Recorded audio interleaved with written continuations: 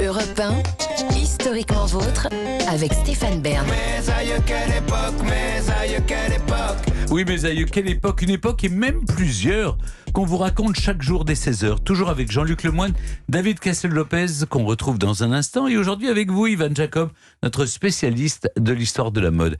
Ça s'est passé dans le passé, on remonte au XIVe siècle pour découvrir l'ancêtre de la braguette, une partie du vêtement qui prend aujourd'hui la forme d'une petite fermeture éclair élégamment dissimulée sur le devant du pantalon, mais qui n'a pas toujours été aussi discrète, Ivan. Eh oui, la braguette a une histoire très ancienne. À l'origine, c'est même un accessoire à part entière de la tenue masculine. Et pour bien le comprendre, il faut remonter effectivement au XIVe siècle. Jusque-là, les femmes comme les hommes portent des robes longues, assez similaires, mais une nouvelle tendance s'apprête à bouleverser la mode pour les siècles à venir. Alors on est en pleine guerre de 100 ans, il y a des soldats un peu partout, et les jeunes damoiseaux sont séduits par le style militaire. Ils se mettent à porter le pourpoint, qui est une sorte de veste matelassée et surtout courte, et forcément, ils rencontrent un problème, tout ce qui se trouve sous la ceinture est désormais tout nu. Pour couvrir leurs jambes, les hommes revêtent alors des chausses, un peu comme des collants, ou plutôt comme des bas, puisque ça ne monte pas jusqu'à la taille. Mais reste à régler l'épineuse question du membre honteux, comme on dit à l'époque, qui se trouve toujours à l'air libre. La solution vient d'un petit triangle de tissu qu'on ajoute entre les jambes pour relier les deux cuisses entre elles. Et ce triangle, il se nomme bray ou bien brayette. Ah voilà, et c'est brayette qui a donné braguette. Et oui, sauf que le petit triangle de tissu, il va pas rester petit très longtemps.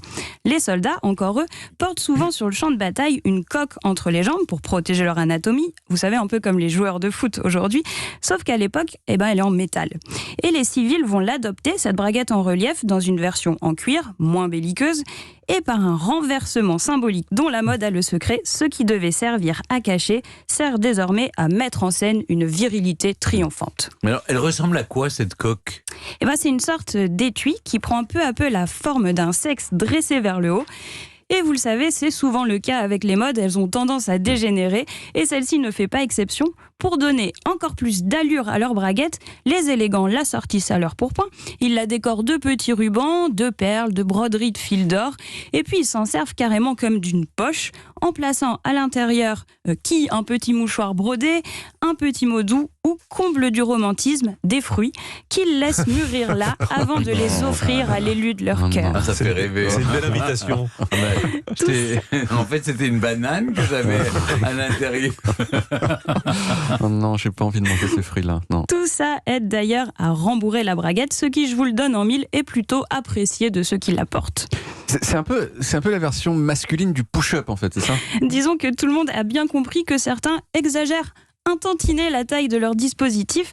François Rabelais dans Gargantua se moque d'ailleurs des braguettes qui, je le cite, ne sont pleines que de vent au grand préjudice du sexe féminin. Mais alors, Ivan, qui porte ces braguettes ?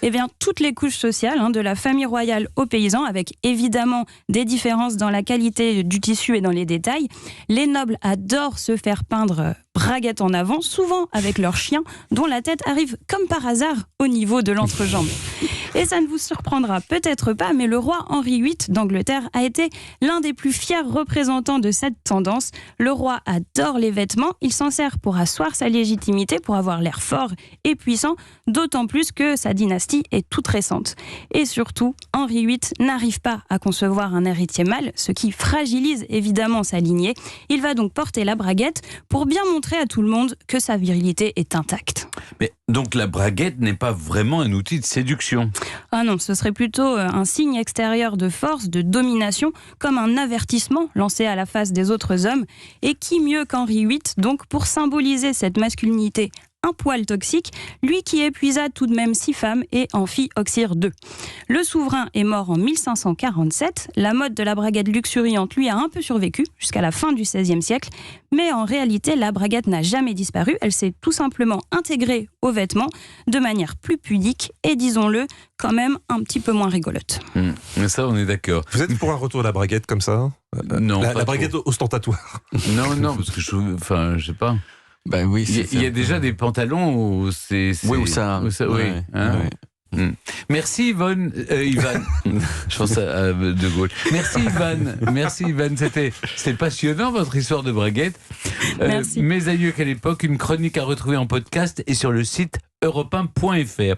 Et Yvan, on vous retrouve ici très vite pour l'histoire d'un autre vêtement ou d'un autre accessoire de mode. Vertugadin, on verra. Oui, des choses très utiles aujourd'hui. Et dans un instant, c'est le début de la fin, ou le début tout court. Avant de partir, on remonte aux origines avec David Cassel-Lopez et son Fanta.